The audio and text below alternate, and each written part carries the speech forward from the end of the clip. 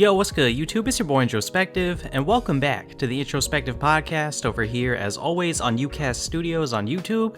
Make sure you subscribe to UCast Studios so you can get my podcast weekly, as well as all the other great content that we have on here.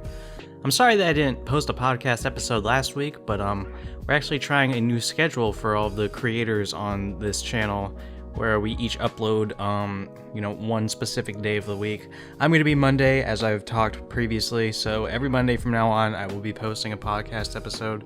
But that's why I didn't post last week, because when we determined that Monday had already passed, so I just waited to so that I could reset it so that now I'm consistently uploading on Mondays. So last time we talked a lot of Nintendo. We talked about the All-Stars pack, the Hyrule Warriors game, and all the things that Nintendo were doing, and it was a great week for Nintendo. But this week I went on Twitter and I asked you guys for questions, and the recurring theme that everyone wants to know my thoughts on is this huge move by Microsoft today, this morning actually, about them purchasing Bethesda, having the exclusive rights to Bethesda, which is an incredible power move by Microsoft.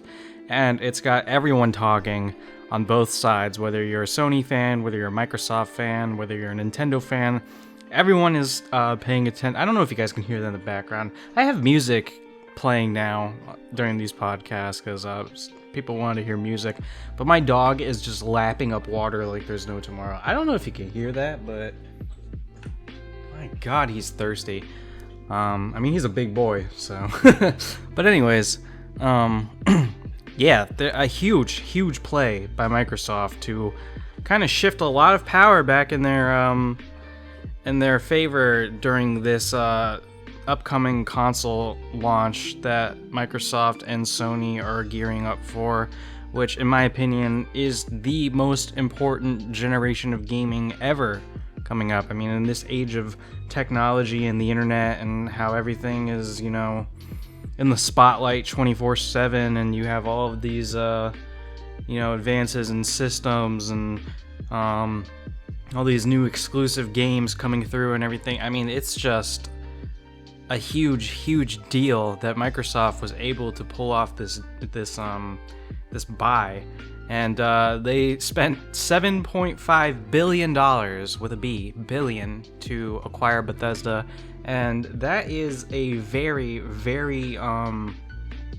huge plus for them, given the fact that a lot of what Sony had going for them was exclusives. And for Microsoft to now own the company that's responsible for Fallout, for Elder Scrolls, for Doom, for all of these huge IPs. I mean, this is like earth-shattering news, because Microsoft can make this exclusively on their system now. Like, they can take these huge games, these huge IPs that have been, beloved for over a decade, and they can simply say, you know what?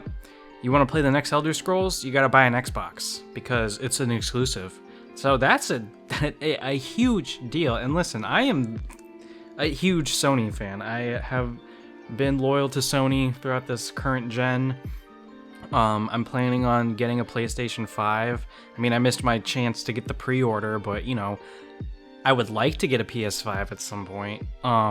Because, I'm a huge fan of what Sony does, and I was really excited for things like Miles Morales and Demon's Souls and Final Fantasy 16, which got revealed. I'm super hyped for that, because as you guys know, if you've listened to the podcast enough, Final Fantasy is my favorite game series of all. So I'm really excited for a lot of things that are coming up on the PS5.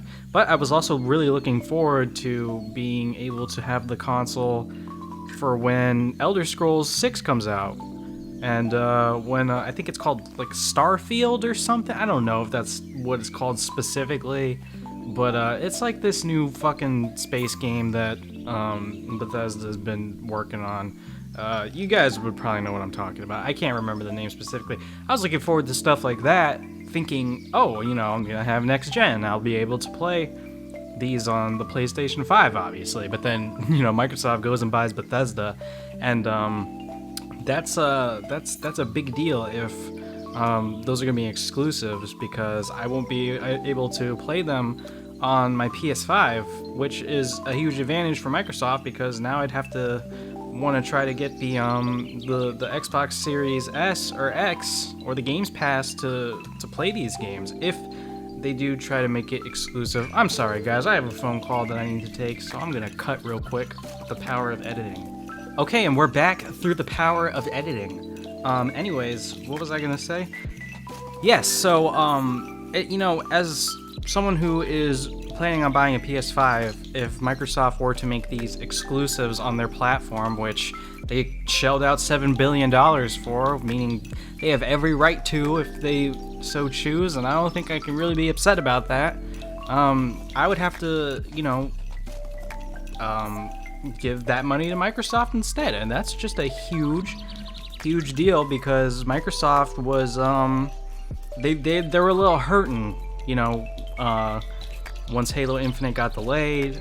We didn't really know what kind of exclusives they were launching with. It seemed like, they had their tail between their legs, and they were just kind of scrambling. But this Bethesda move has really shifted a lot of power back in their favor, and I think that it's absolutely hilarious, just hilarious to me, that all of these Sony fanboys are just up in arms about this. They're just crying foul.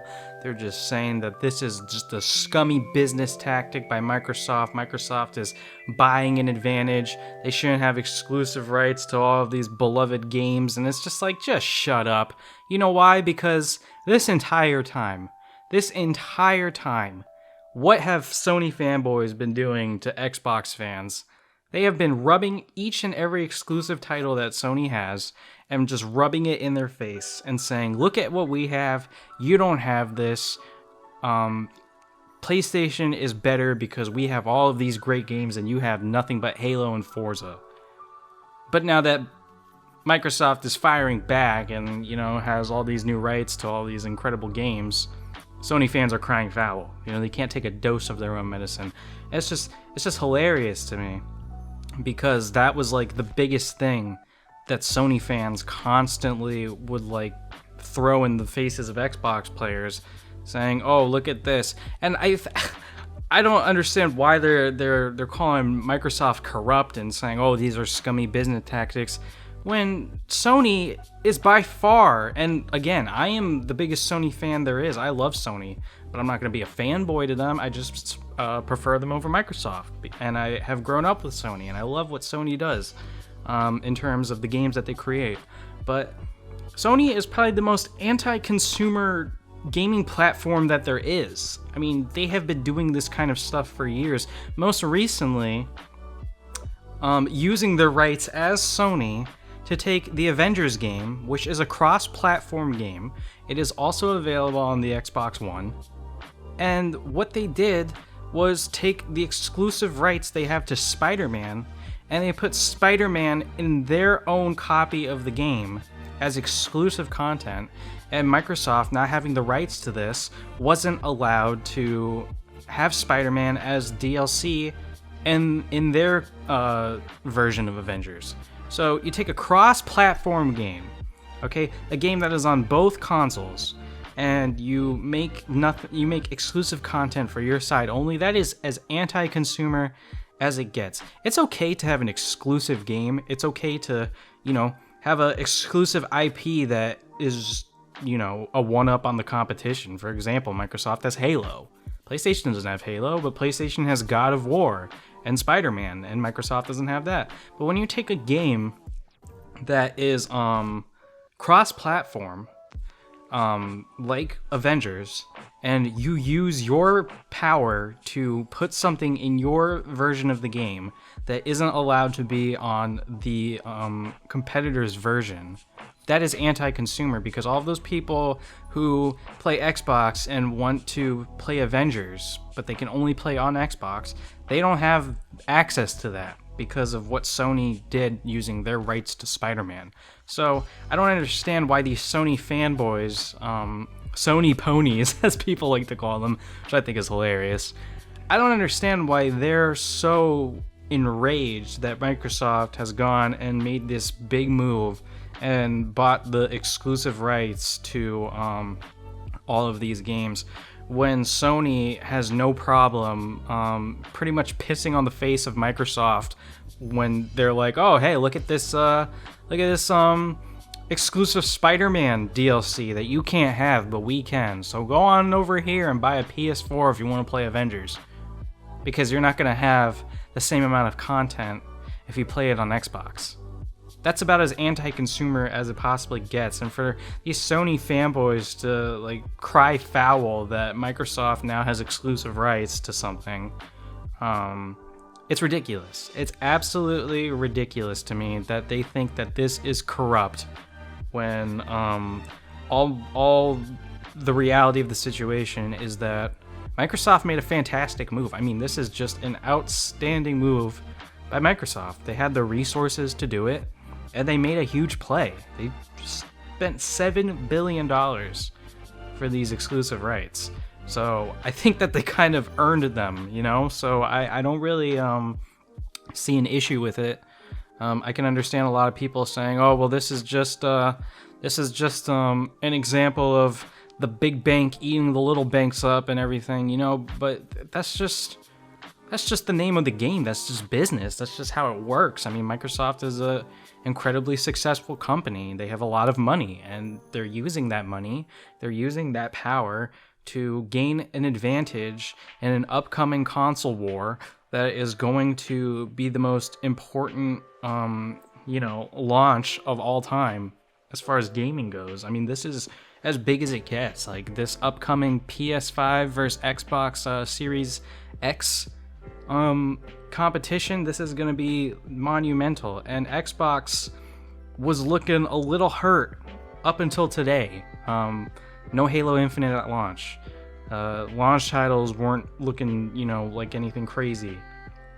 Meanwhile, PlayStation's coming out with Demon's Souls. PlayStation's coming out with Spider-Man. Like all these heavy hitters, these huge games. You take the Souls franchise, which is one of the most successful gaming franchises, popular franchises, and you launch with a remake of Demon's Souls, which everyone is excited for. And then you take Spider-Man, which first off, it's Spider-Man. Everyone knows Spider-Man. Everyone loves Spider-Man. You take Miles Morales, who everyone really loves now because of Into the Spider-Verse, and you create a sequel with Miles Morales to the original Spider-Man game, which was considered by many to be the game of the year when it came out. I mean, it's an incredibly successful and amazing game. We all love it. I mean, I've played it multiple times. It's one of my favorite games on PS4. And you launch with that. It's like the equivalent of Nintendo when they launched with Breath of the Wild. It's just a huge, heavy hitter. And Xbox really wanted to launch with Halo Infinite, but of course, due to the development of that game being lackluster and the backlash it got, they delayed it. So Xbox didn't really have a lot to look forward to on launch. And a lot of people were like, well, if this is how Xbox is going to be on launch, then I don't really, want to waste my time waiting for them to finally come around with stuff. I'm going to go over to Sony and I'm going to play PlayStation 5. But for Microsoft to make this big move right before, these consoles are being set to launch, this is going to keep a lot of those people who were willing to go over to PlayStation 5 in the Microsoft arena, and they're gonna be like, you know what, I'm gonna get the Series X now because I might not have Halo Infinite at launch, but eventually I'm going to be able to get Elder Scrolls, I'm going to get Fallout, I'm gonna get Doom, I'm gonna get all this great stuff that Bethesda is known for, and if it's exclusive, I can't get that on PlayStation. So Microsoft made a phenomenal move today, buying Bethesda, one of the best companies that you could possibly buy in terms of gaming. I mean, like, they're just a powerhouse. They just truly are a powerhouse in terms of like influential games that they've created. They're on par with anyone. Like even Nintendo, like modern Nintendo, have created so many incredible games. Like, their merit alone could be measured off of Skyrim, just Skyrim. If Skyrim was the only game that Bethesda made and Microsoft bought them, everyone would be going nuts, because Skyrim is one of the greatest games ever made. And the fact that Elder Scrolls 6 has been confirmed to be in development. We already know that Bethesda is working on some new IPs. We already know that Doom Eternal was an incredible game. We know the debacle with Fallout 76, so I'm not sure if, Fallout is going to have a strong comeback. But, I mean, the fact of the matter is that Fallout is now on Microsoft. It's big. And I don't know if Bethesda is going to be exclusive. I've heard, I've been doing some research today, and apparently Todd Howard, he wants to still be on PlayStation and PC and all that. So I don't know if Microsoft is going to be exclusive. Microsoft has been a lot more consumer friendly than Sony has. Minecraft, which is one of their biggest IPs, is cross-platform. So, I mean, it's on PC, it's on Switch, so I don't really know if these games are going to be exclusive. I saw another article where someone was saying that it's apparently going to be like a case-by-case type thing. So maybe some of the smaller games that Bethesda does will be exclusive to Xbox, but the big games, the Elder Scrolls and the Fallouts, those will be cross-platform. So I don't know what's gonna go on, but I would personally hope that, as someone who is planning on getting a PS5, I'm not gonna have to buy two $500 consoles just to play Elder Scrolls. Also, basically paying almost $600 to play Elder Scrolls. I would hope that Microsoft is going to allow the games to be cross-platform. I mean, they'll still make money if they're cross-platform. I mean, those games sell on the PlayStation. They're still going to make money for it. And I don't know. I think the big thing, though, with it being exclusive to Microsoft, is that it's just going to push in-home sales overall. So you offer these games exclusively, people are gonna be like, oh well, I'm gonna buy the console, I'm gonna do Microsoft Game Pass, I'm gonna do all this stuff because I need to play Elder Scrolls, I need to play Fallout, I need to play Doom. So that's a huge advantage for Microsoft, and I think that's something that they haven't really done in a while. I don't think they really did anything of this nature during the current gen with the One. I mean, personally, I think Sony absolutely destroyed Microsoft in this current generation. I think the PS4 is miles ahead of the Xbox One in terms of its library. But for Microsoft to be able to make this huge power play on the eve of this next generation, this is a very, very huge move for them. And kudos to whoever orchestrated this, and congratulations to Todd Howard, for making this big move and, becoming part of Microsoft and everything. I'm really happy for Todd Howard. He's, one of my favorite people in the gaming industry. He's always made some great business decisions and games, and I think that he deserves this success, so I'm very happy for him. I hope that what he says by saying, oh, I think that games should be enjoyed by everyone, rings true through Microsoft, and they allow some of the big hitters on Bethesda to be cross-platform. I wouldn't be disappointed, or I wouldn't be upset if they went the exclusive route for everything, but I think that overall, I think it would benefit Microsoft to make some of these bigger games that Bethesda is going to be coming out with cross-platform, and then you can keep some of your smaller IPs in Bethesda exclusive, and I think that would be a great business model for them. But yeah, this is just Microsoft just kind of making a big response to Sony, and I don't think Sony has had a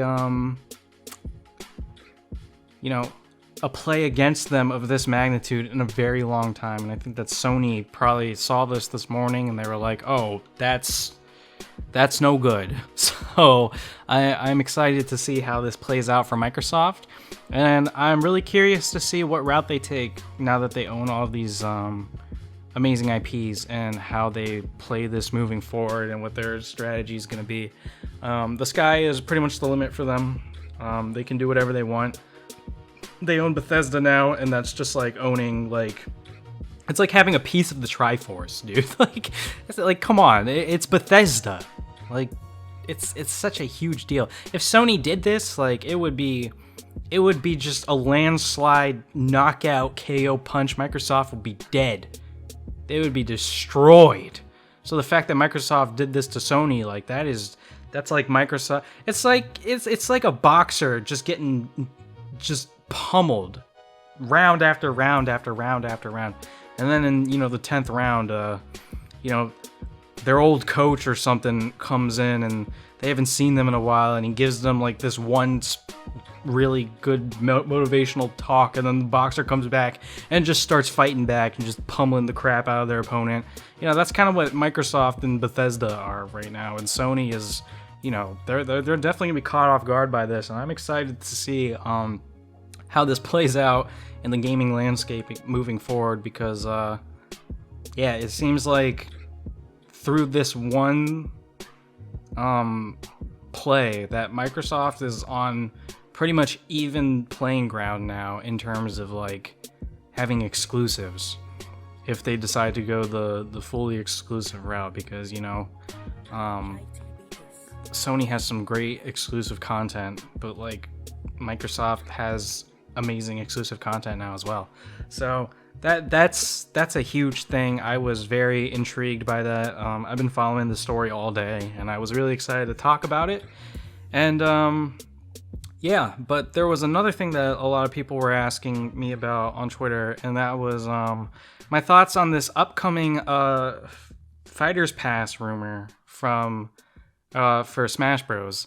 And there's been this rumor circulating around the internet, I think the past few days, and I haven't really been able to find like the information on it. I think from what I've gathered, I think it was like 7-Eleven or something. It was some like, I don't know, some store. I don't know if it was 7-Eleven, Best Buy, Walmart. That doesn't really matter. They had like some sort of advertisement that showed the Fighters Pass. It showed Min Min, and I think that it was offering, you can get the Fighters Pass, you can get Min Min in the Fighters Pass now, and that this offer was available to like October 4th or something. And that's why people think that a character reveal is right around the corner, maybe even this week, or next week. Within the next 2 weeks, because it said October 4th was the cutoff for this offer, or this like whatever it was. I don't really know specifically what it was, but whatever it was, it had October 4th as the cutoff for it. So that's why people think that Challenger Pack 7 is right around the corner, and I'm personally very excited because it's probably been like the longest drought for a Smash Bros character during like an active like release window for DLC, like where we know that DLC is coming and it's in the works, and it's supposed to be updated soon. I think this is like the longest drought that we've had, because Min Min's original like reveal, where she wasn't actually revealed, but when they announced the ARMS character, I think that was back in like March or something. So that was like 6 months ago, and then Min Min came out 3 months ago. So it's been a while. It has really been a while. We've only gotten Min Min and Byleth this year, and both Min Min and Byleth were revealed in the first quarter of the year. And now we're in the last quarter of the year, and we haven't gotten anything since. So I'm very excited to see what is in store, because I have no idea who could be next. I think it's going to be third party, and if I had to guess, I would probably go with Crash Bandicoot, considering all the buzz that's going on with him right now. And I think that it's going to be a third-party character, I think Crash would be really cool in Smash Bros. I think he fits the mold perfect. Stylistically, I think there's a lot of cool things you can do with the moveset, you know, with explosives and spinning and all that good stuff. I think there's a lot of cool things that Sakurai could come up with. So I would really like to see Crash Bandicoot be the next character, but I just have no idea who it could possibly be. Are they going to go in-house Nintendo and, you know, maybe they'll reveal Geno or something, you know? I have no idea. I doubt that they're going to do any like recent Nintendo characters if they stay in-house. I don't really see any characters where they're going to take from like the recent years and be like, oh hey, it's a new character, unless it's like maybe a Gen 8 Pokemon, maybe, which I probably wouldn't mind too much. Because the Pokemon movesets are overall pretty unique and fun and really cool. There's really like not any Pokemon where I was like, man, what a waste of a slot that was. So it's not for me. It's not oh, another Pokemon like overflooded franchise. For me, it's more like, oh, another insanely unique character that brings brand new mechanics to the game. That just happens to be a Pokemon. I don't really mind. I don't care if it's another, you know, fire type or, you know, whatever. Like, I just want to see something unique and fun be put in the game at this point. So if it is a Pokemon, I think that's really the only like recent Nintendo character that would like be put into Smash. I think if they were to go first party, again, I think it would be like a retro rep like Geno or something. I can maybe see Paper Mario, maybe, but because Origami King came out and everything this year. But again, I don't really think that they would put Paper Mario in the game, considering there's already 2 other Marios as characters. I understand that Paper Mario would probably be completely different, but I don't know if they're gonna do Paper Mario when they can, you know, branch out to more third party, or like bring in a completely new Pokemon, or, you know, a retro rep like Geno or something. So I think that it's going to be third party.